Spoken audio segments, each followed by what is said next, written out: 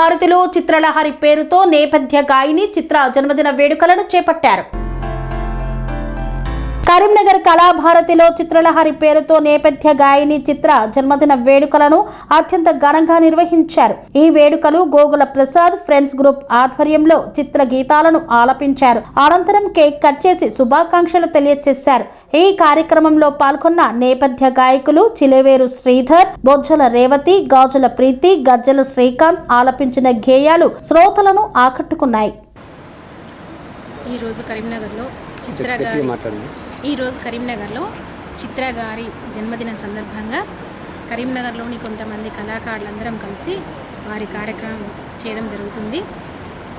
ముందుగా కొద్దిమంది అనుకున్నాం, కానీ వారి మీద ఉన్న అభిమానం కొద్దీ చాలామంది వచ్చి పాడుతున్నారు. ప్రతి సంవత్సరం కూడా వారి జన్మదిన సందర్భంగా ఇలాగే మేము కార్యక్రమాన్ని చేసుకుందామని అనుకుంటున్నాం.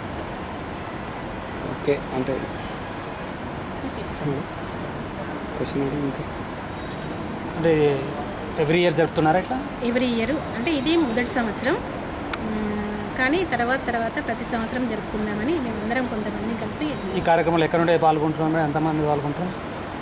ఇప్పుడు ప్రస్తుతం అయితే కరీంనగర్ నుంచే పాల్గొంటున్నారు. తర్వాత గోదావరి కానీ జగిత్యాల వాళ్ళు కూడా పాల్గొంటామని చెప్పారు.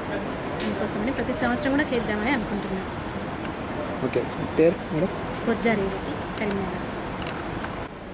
నమస్కారం, నా పేరు గోగుల ప్రసాద్. నేను కరీంనగర్ జిల్లా సంగీత సాంస్కృతిక సంక్షేమ సంఘం అధ్యక్షుడు.